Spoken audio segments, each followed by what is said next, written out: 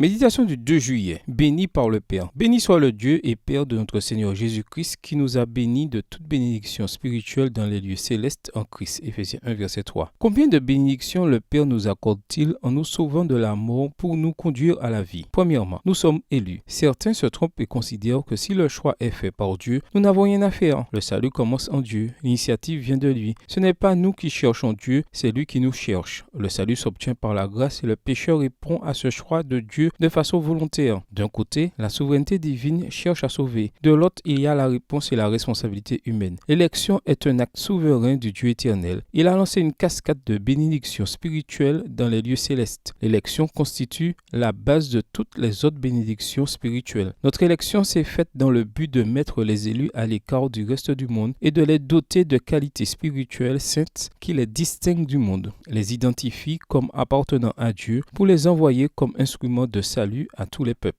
Deuxièmement, nous sommes adoptés. Nous sommes tous prédestinés au salut, c'est-à-dire que le salut nous est offert à tous. L'adoption a un temps présent et futur. Nous entrons dans la famille par la conversion et le Seigneur nous accueille comme des enfants adultes avec tous les droits de l'héritage. L'adoption se réalisera dans l'avenir au retour du Christ quand nous serons glorifiés. Troisièmement, nous sommes acceptés. Ce n'est pas nous qui nous faisons accepter, c'est Dieu qui nous accepte.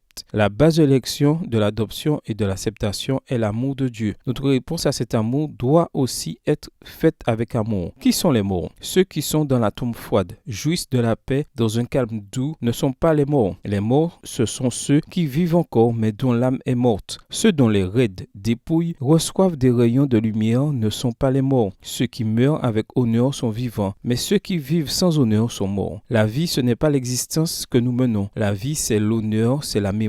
Il y a donc des morts qui vivent dans le monde et des vivants qui vivent comme des morts. Il y a des morts qui vivent dans le monde et des vivants qui vivent comme des morts. Phrase de Ricardo Palma. Merci Père pour tes bénédictions qui me conduisent de ma mort à ta vie. Bonne journée à vous et que le Seigneur vous bénisse.